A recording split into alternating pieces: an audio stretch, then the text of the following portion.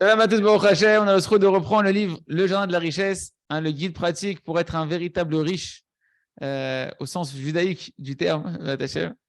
Et donc, hier, on avait vu que dans cette génération, le Rosh Hamarouche nous a expliqué chez Yechie qu'il y a un phénomène terrible qui est le phénomène des dettes. D'accord. D'être endetté. C'est quelque chose que on voit que beaucoup de gens sont piégés dedans et que c'est en réalité pas simplement un phénomène de société, mais que d'après Rabbi Nachman, c'est une punition qui invite l'homme à se réparer sur une faute qui engendre les dettes et que même si l'homme gagne bien sa vie, il est endetté. D'accord. Et au fur et à mesure, on verra à travers ce phénomène des dettes toutes les clés pour avoir la parnassa sans avoir des dettes, une parnassa propre dans la bracha, Batachem, Idbar. Et donc le Rav me dit maintenant, Batachem, on va commencer déjà à définir qu'est-ce qu'on appelle un endetté d'après la Torah. D'accord. Qu'est-ce que c'est être endetté où il faut commencer à se réveiller, à se secouer. C'est lorsqu'un homme il doit de l'argent et qu'il ne peut pas, il n'a pas les moyens en ce moment de pouvoir rendre la somme qu'il doit. Mais si par contre la personne, eh ben maintenant, elle peut rendre cette somme-là qu'elle a empruntée. Par exemple, elle a fait un crédit immobilier, ouais, elle a un prêt immobilier, et tous les mois, il a de quoi rembourser au fur et à mesure cette somme-là, ça va. Ou bien que la personne maintenant, eh ben, elle a fait un emprunt, un crédit, et qu'elle a de quoi pouvoir rembourser, ça ne s'appelle pas être un endetté, ce n'est pas un problème d'endettement. Ou bien maintenant, qu'est-ce que ça peut être encore un endetté? Si la personne, elle a une somme qu'elle doit, mais de l'autre côté, elle a des économies qui sont équivalentes à la somme qu'elle doit, ça ne s'appelle pas être endetté. Parce que potentiellement, tu peux rembourser cette somme-là. OK. Et ça, les amis, on a une Kabbalah, une transmission d'après nos maîtres d'Israël, qu'on ne doit être prêt à emprunter de l'argent et à devenir endetté pour aucun but, même pour aucune mitzvah. Endetté, c'est quoi? C'est que je n'ai pas les moyens pour l'instant, je ne sais pas comment je vais rendre cet argent.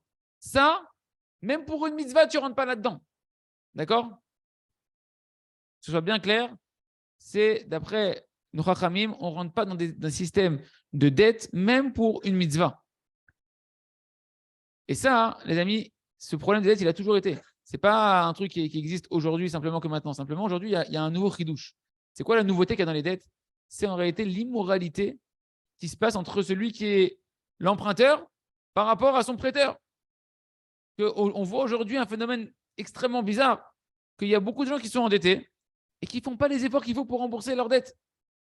Ils continuent leur vie dans le mensonge comme ça, comme si ils doivent rien à personne. Et même des fois, ils sentent que c'est leur argent, ils ont l'impression que c'est leur argent. Pourquoi on leur casse les pieds de leur demander de rendre de l'argent, etc. Comme si le prêteur, comme si c'est devenu un voleur maintenant. Quand il vient, il te tape à la porte, comme s'il te dérange dans ta vie, il ne te laisse pas tranquille, il ne te laisse pas vivre tranquillement, etc. Il faudrait les prendre en considération, il faudrait te prendre en pitié. Il dit, le Rav, c'est incroyable. C'est-à-dire qu'aujourd'hui, tout s'est inversé. L'homme à qui on doit de l'argent, Ken, c'est lui qui se trouve en galère. Le propriétaire véritable de l'argent, c'est lui qui se trouve dans un sentiment d'infériorité. Et ils se sont gênés presque de redemander l'argent à celui à qui il a prêté de l'argent, que c'est son argent à lui. Ken. Et ça, il dit en réalité, normalement, ça doit être tout le contraire. Le bon sens, c'est que c'est l'emprunteur qui doit se sentir mamache comme un esclave de devoir rendre l'argent à celui à qui il a emprunté l'argent, jusqu'à ce qu'il ait rendu l'argent, comme ça elle dit la Torah.